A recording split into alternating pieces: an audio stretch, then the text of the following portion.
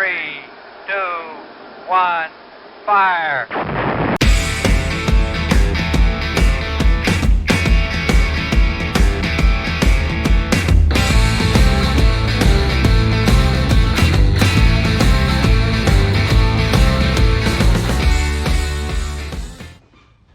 Hi guys, hope you're all well. As you probably saw in the last video, I mentioned that we were going to purchase some extended arms and polybush with Super-Pro bushes and things, so they have arrived. I contacted my supplier Jason over at Scubix. You'll probably see a few videos about it, and yeah, shout out to them massively for getting these supplied for us. And not only that, while we were there, we were able to find a bit of a bargain of a deal. We also picked up a fire suppression system. The next door neighbour had one in stock. He races full-time in a BMW class and things. He had it spare left over. All good, just sadly out of date. So he can't run it in the qualified classes, but for clubman racing, which is what we're looking at doing, this will be perfect. So that will stop me setting fire to myself. So great news. Let's have a look. Okay. Look at that. Complete kit. Perfect. Looking good. All in there.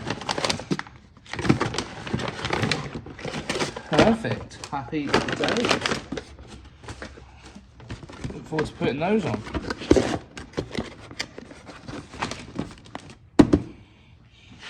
Okay, so yeah, after I'd unboxed the Super-Pro Polybushes, I then also unboxed the extended arms, the new extended arms that I'd ordered, and just started putting them together, just pressing them in. I do have a little trick for getting the bushes in. Mainly just get the polycarb bits in first, and then there's normally a metal rod or a tube. There we go. But I did end up stabbing myself. Oh wow! No, look at that.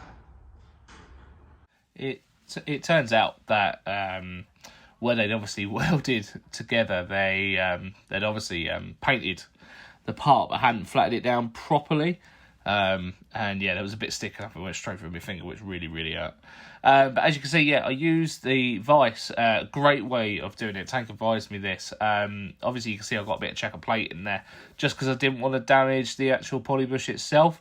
But easiest way to do it is get it in a vise and wind it in slowly, and eventually you'll be able to put it in perfectly.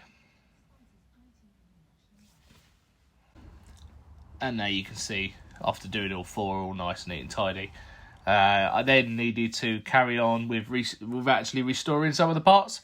So with the hubs, for example, the wheel bearings, we decided needed full-on replacement. So, but the actual hubs themselves were pretty good. So just giving them a quick clean in the parts washer, getting them all set, ready to go. So, and then of course I've ordered new bearings. So by the time new bearings turn up, we'll fill it with grease, and they're all set, ready to go.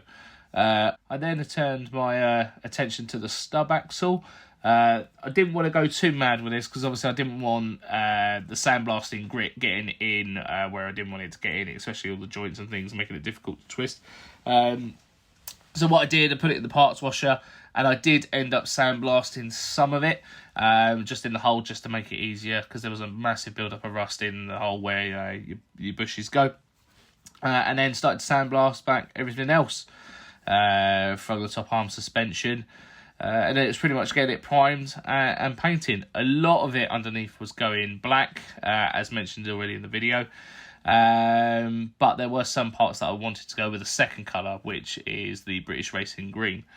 And yeah, we just thought the top arms would look smart in the British Racing Green. We've done the suspension in the red, and it just gives it a bit more of a defined look. And of course it helps when your car goes in for scrutineering before an event. Obviously marshals do it out of the goodness of their heart, and it's nice. It's always handy if they can see that the car's been well looked after, well maintained, and not just a bag of rubbish. As you can see, I've already started to give the stub axles a little bit of a coat. I didn't really want to put them in the sandblaster because obviously you could see they were corroded, but what I did, I wrapped them up and then just put the ends in here in for sandblasting just to get the corrosion out, ready for the new bushes to go in. Gave them a coat in primer and then giving them a quick coat in the quick black paint. For paint, I'm using the quick drying black fry metal paint in black. Was advised of this from Tank, as you can imagine. And yeah, I have to say I've been applying it, brilliant. You do need a lot of heat, obviously warm scenario, most people know that. And at the minute I'm in a cold storeroom, so it's definitely taking a lot longer to dry for me. And I'm giving it a couple of more coats, but yeah, fantastic product and highly recommended. It was at this point that I really wanted to concentrate on getting the cross member all right and prepped and ready to go. I've seen a few people that have been drilling holes for weight loss in the cross member. Some that it's worked, obviously they've lost a lot of weight out of it, but then there's the flip side of that where they've stoved it into a wall and it's probably one of the first things that's folded. So I'm just after a bit of advice on that, actually. If anybody can help or anybody's got an idea in regards to that, feel free to put it in the comments below.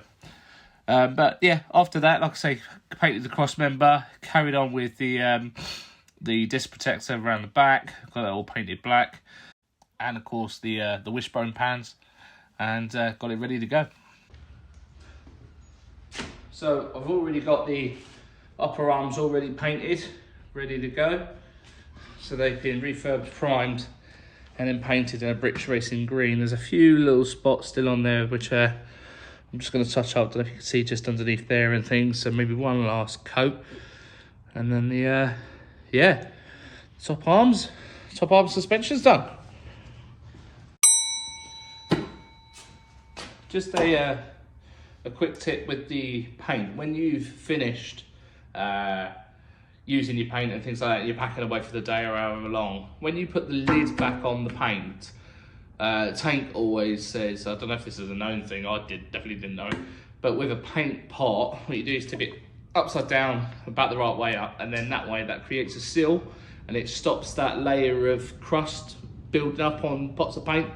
I never know, you might not know, or you might think, tie shut, you're being an idiot, but good idea. And that's it for part 2. Don't forget to like, subscribe, and comment for anything else that you'd like to see. And yeah, I'll see you on the next one.